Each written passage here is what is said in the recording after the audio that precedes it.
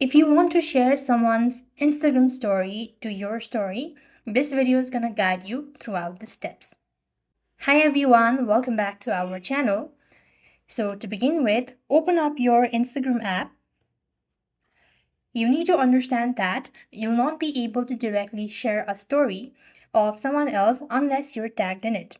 So if you're tagged in it, you could go to the DM section, find the contact that has mentioned you in their story, and it's also going to show you this sort of message that says mentioned to you in story. Select that out and you could go ahead and select add to your story.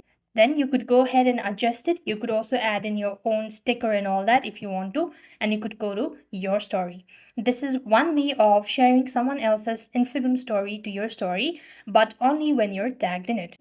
Let's suppose say you're not mentioned to their story, then what you can do is go to the story section